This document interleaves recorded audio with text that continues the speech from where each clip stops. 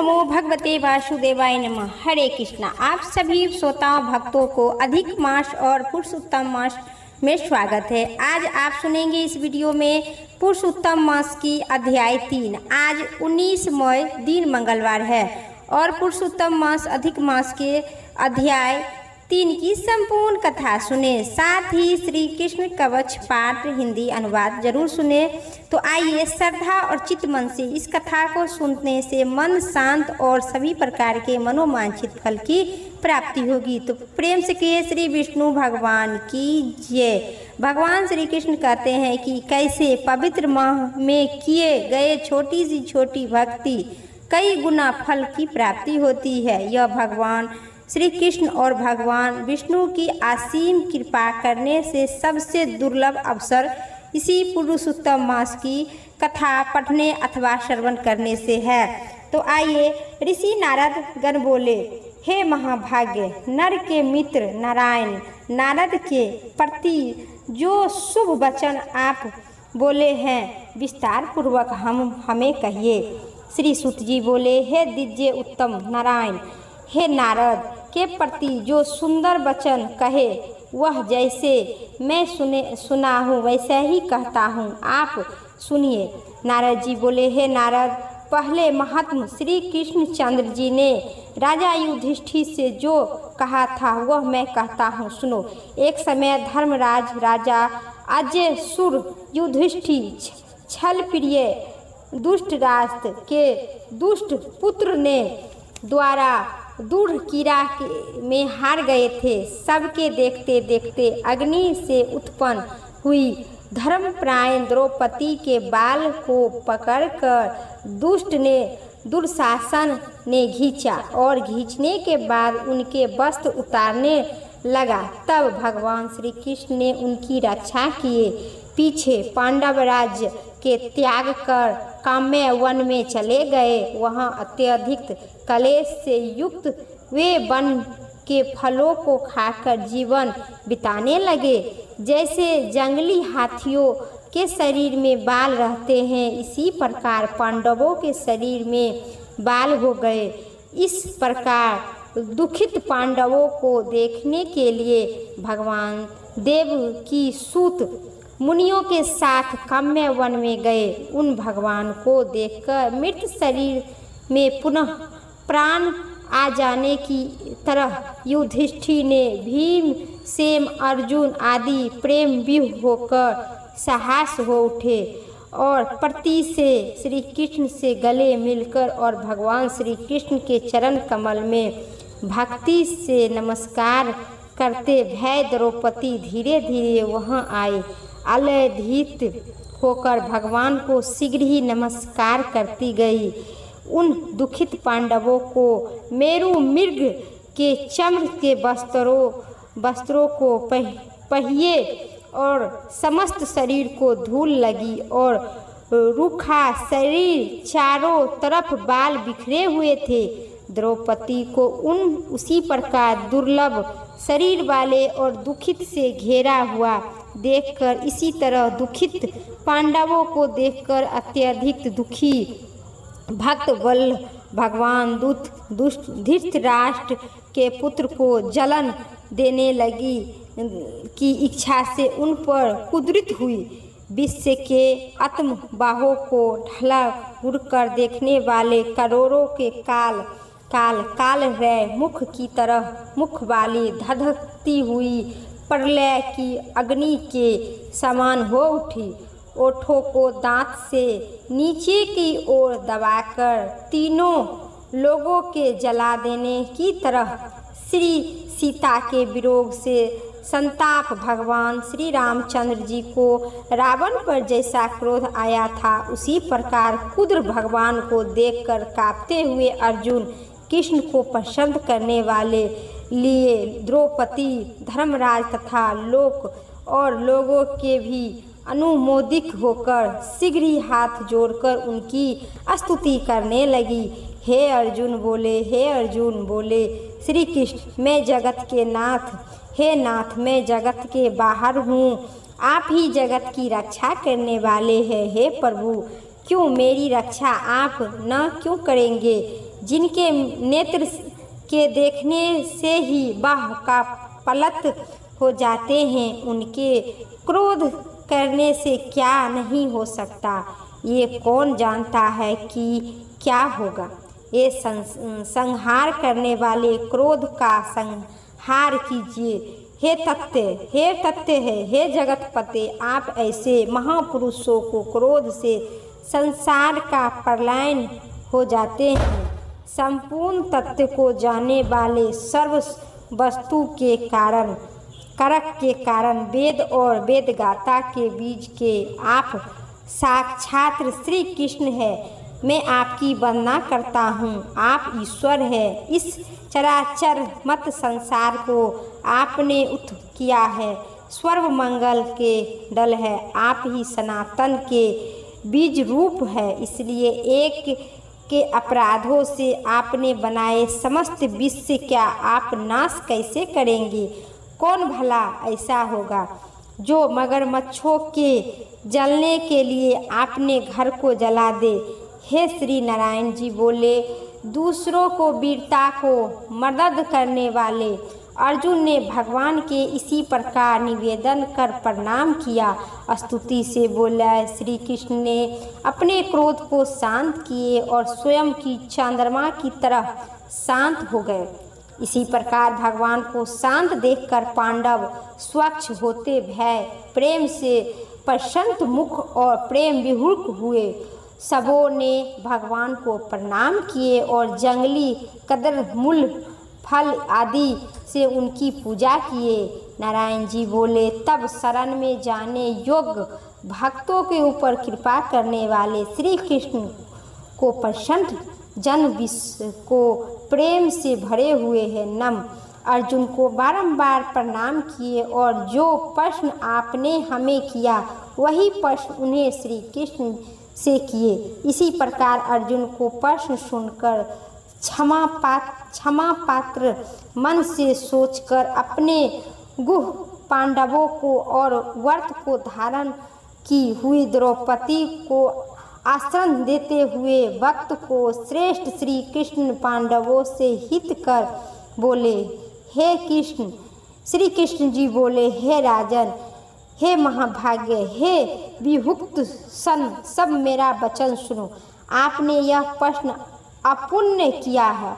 आपको उत्तर देने से मुझे उत्साह नहीं हो रही है। इस प्रश्न का उत्तर गुप्त से ही गुप्त है, ऋषियों को भी नहीं विद्युत है। फिर भी मैं अर्जुन मित्र के नाते अथवा तुम हमारे भक्त हो, इसी कारण हम इसे कहता हूँ। हे सुवस्त्र, व्रत को उत्तर है, वह अति उग्र है, अतः कर्म से सुनो। चैत्रित जो 12 मास में नेम महीने में दोनों पक्ष घड़ियाँ पहाड़ तृप्त वस्तुएं मुहूर्त दक्षिणा और उत्तरायण वर्ष चारों युग इसी प्रकार पधारे तक जो काल है सब पर और नदी पर समुद्र कुएं बावली और गहराइयों की सोते लता औषधियों वृक्ष बांस आदि पेड़ वन की औषधियों नगर गांव पर्वत पुड़िया ये सब मूर्ति वाले हैं और अपने गुणों से पूजे जाते हैं। इनमें ऐसा कोई अपूर्ण व्यक्ति नहीं है जो अपने अधिष्ठा देवताओं को बिना रहते हैं। अपने अपने अधिकार से पूज जाने वाले ये सभी फल को देने वाले हैं। अपने अपने अधिष्ठा देवताओं को योग के महत्व में ये सब सौभाग्यवान हैं। हे पांडु नंदन, एक समय अधिक मास उत्पन्न हुआ। उस उत्पन्न हुए एहसास निंदीय मास को सब लोगों बोले कि मलय मास सूरज की क्रांति से रहित है, अतः पूजन से योग नहीं है। यह मलय मास मल्य रूप होने से छूटने योग नहीं है और शुभ कार्य की आग्रह इसी प्रकार से वचनों को लोग के मुख से सुनकर यह मास निर्योग प्रभावित दुख से घिरा है, अति खिलीमान है, चिंतित से घृत मन होकर व्यतीत हृदय रमन है। इसी तरह गए फिर वहाँ वैद्य धारण कर मेरी शरण में आए। हे नर, वैकुंठ भवन में जहाँ मैं रहता हूँ वहाँ पहुँचो और मेरे घर में आकर मुझे परम पुरुष उत्तम मास को इनमें देखा। उस समय अमूल्य रत्न से जटित स्वर्ण से सिंहासन पर बैठे हुए देखकर यह भूमि का साष्टांग दंड कर हाथ जोड़कर नेत्र से बारंबार आंसू की धारा बहता हुआ दर्भ धारण कर गद्य वाणी से बोले। श्री सूत जी बोले, इसी प्रकार महामुनि बद्रीनाथ कथा कहकर चुप होते भय इसी प्रकार नारायण के मुख से कथन भक्तों के ऊपर दया करने वाले नारद मुनि पुनः बोले। इसी प्रकार अपनी पुण्य काल से विराजमान भगवान विष्णु के निर्मल भवन में जाकर भक्ति द्वारा मिलने वाले जगत के पापों को दूर करने वाले योनि को शीघ्र ही मिलने वाले जगत के अभष्ट दान करने वाले ब्रह्मा रूपी मुकुंद जहाँ पर थे उनके चरण में कमल की धारण में आए हुए अधिक मास से बोले। इति श्री बोलिए श्री विष्णु भगवान की जय। आज अधिक मास पुरुषोत्तम मास की कथा तीसरी अध्याय समाप्त हुई। आप सभी को भक्तजनों को प्रेम से कहिए विष्णु भगवान की जय। अब सुनिए श्री कृष्ण कवच हिंदी अनुवाद विस्तार पूर्वक। इस कवच को सुनने से आपकी संपूर्ण कथा फल प्राप्ति होगी। श्री कृष्ण जी कहे, ब्राह्मण, महेश्वर और धर्म, तुम लोग सुनो, मैं इस उत्तम कवच का वर्णन कर रही हूँ। यद्यपि यह परम दुर्लभ और गोपनीय है, तथापि तुम्हें इसका उपदेश दूंगा। परंतु ध्यान रहे, जिस किसी को भी इसका उपदेश नहीं देना चाहे, क्योंकि यह मेरे लिए प्राणों के समान है। जो तेज और शरीर में यह वही कवच में है। ब्राह्मण, तुम इस कवच को धारण करके सृष्टि करो और तीनों लोगों के विधाता के पद पर प्रतिष्ठा करो। हे शोभे, तुम भी इस कवच को ग्रहण करके सहकार कार्य संपन्न करो। तुम भी करो और संसार में मेरे समान शक्तिशाली हो जाओ। धर्म, तुम सब लोगों मेरे वर से तपो के फल द्वारा ही जाओ। इस ब्रह्मांड के कवच के स्वयं श्री हरि विष्णु जी ऋषि है, गात्री है और छेद्र है। मैं जगदीश्वर हूँ, श्री कृष्ण ही देवता हूँ तथा धर्म, अर्थ, काम और मोक्ष की सिद्धि के लिए इनका विनियोग कह रहा हूँ। विधि 3 लाख बार पाठ करने पर यह कवच सिद्धिदायक होते हैं। जो इस कवच को सिद्ध कर लेता है वह तेज सिद्धि के योग, ज्ञान और बल पराक्रम से के समान हो जाते हैं। प्राण ओमकारा, मेरे मस्तक की रक्षा करो। नमो, हे सोबेश्वरी, हे सोबेश को रक्षा करो। यह मंत्र मेरे ललाट का पालन करो। नमो राधेश्वर, राधापति को नमस्कार है। यह मंत्र दोनों नेत्रों की रक्षा करो। श्री कृष्ण दोनों कानों को पालन करे। हे हरे नरसिंह रक्षा करो। स्वाहा, यह मंत्र जीवा को कष्ट से बचाओ। तन मन धन सभी प्रकार के मन को शांत करो। हे श्री कृष्ण, हे ब्रह्मा विष्णु महेश, मेरे किए हुए वाणी और जो भी दुर्वचन व्यवहार किए हैं सभी को आप क्षण भर में समाप्त करो। हे ब्रह्मा विष्णु, मेरे कर्म, वाणी और चलते बुलते जो भी अभक्षता किया हूँ सभी को सर्वनाश करे। श्री कृष्ण जी कहते हैं, हे ब्रह्मा विष्णु और महेश, हे ब्राह्मण, मेरे द्वारा इस कवच को तुम धर्म, अर्थ, काम से पालन करो और यह तीनों भवन में तुम सर्वशक्ति बन जाओ। जो मनुष्य इस कवच को पाठ करते हैं उनकी मन वाणी शांत रहता है, सभी प्रकार के सिद्धियों की प्राप्त करते हैं। यह मंत्र श्री कृष्ण स्वाहा मंत्र औरों से हमारी रक्षा करे। श्री कृष्ण स्वाहा। शतांत मच कष्ट से रक्षा करे। यह मंत्र हमें भुजाओं की रक्षा करे। श्री कृष्ण स्वाहा। यह शतांत मच कष्ट से बचाइए। हे श्री कृष्ण नमो। यह मंत्र मुख की तथा बलि की आप गोपनीय है। आप दोनों को आप रक्षा करें। आपको नमस्कार है। यह अष्टाक्षर मंत्र कंधों का पालन करे। नमो गोपनीय स्वर। गोपनीय स्वर को नमस्कार है। यह मंत्र दांत पति तथा ओठों की अंगुलियों की रक्षा करे। ओम नमो भगवते रामेश्वराय स्वाहा। यह मंत्र हमें सच्चिदानंदन स्वरूपा भगवान श्री कृष्ण गोपनीय वल्लभ श्री कृष्ण को नमस्कार है। यह अष्टाक्षर मंत्र दोनों कंधों की रक्षा करे। नमो गोपनीय स्वर। आपको नमस्कार है। नमस्कार है। ओम नमो भगवते हे रामेश्वर शतांग स्वाहा।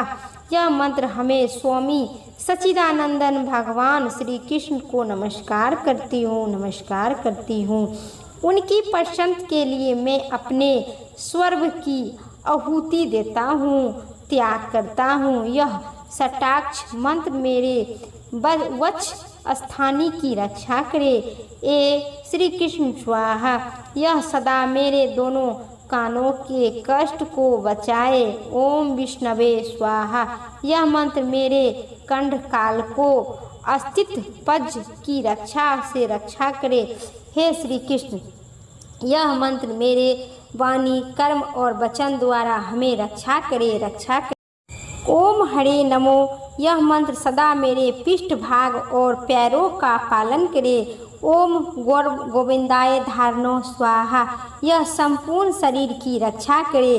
पूर्व में श्री कृष्ण, अग्नि कोण में माधव, दक्षिण दिशाओं में गोपेश्वर तथा नेत्र कोण में नंदन मेरी रक्षा करे। पश्चिम दिशाओं में गोविंद, वायु कोण में राधिकेश्वर, उत्तर दिशाओं में राजेश्वर और ईशा कोण में सूर्य अद्भुत मेरा संरक्षण करे तथा परम पुरुष साक्षात नारायण सदा सब ओर से मेरा पालन करे। ब्राह्मण इसी प्रकार इसी परम अद्भुत कवच का मैं तुम्हारे सामने वर्णन किया हूँ। यह मेरे जीवन का अतुल्य है। यह मैं तुम लोगों की अर्पित किया हूँ। इस कवच को धारण करने से जो पुण्य होता है, सहस्त्र अमेघ और सैकड़ों वाजपेयी यज्ञ की 16वीं कलाओं में भी बारंबार हो सकती है। विद्वान पुरुष को चाहिए कि स्नान करके वस्त्र आकलन कर और चंदन द्वारा विधिवत गुरु की पूजा और वंदना करके पश्चात कवच का धारण करे। इस कवच के प्रसाद से मनुष्य जीवन मुक्त से हो जाते हैं। सोनाकादि जी, यदि किसी ने इस कवच को सिद्ध कर लिया तो उनका विष्णु रूप की प्राप्त होते हैं और सर्व सुख संतान पति, सर्व सुख सौभाग्य देने वाली श्री कृष्ण कवच के पाठ करने से मनुष्य की संपूर्ण मनोकामना, पुत्र वृद्धि, धन वृद्धि, मन शांत और संपूर्ण वृद्धि देने वाले श्री कृष्ण कवच के पाठ है। प्रेम से कहिए श्री विष्णु भगवान की जय। श्री कृष्ण भगवान की जय। आज पुरुषोत्तम मास की इतना ही तक कथा था। उम्मीद करते हैं आप सभी को इस कथा पसंद आई। तो चैनल पर नए हैं तो पक्का कमेंट बॉक्स में श्री विष्णु भगवान और श्री कृष्ण भगवान की जय जरूर लिखिएगा। फिर अगली वीडियो लेके आते हैं। तब तक के लिए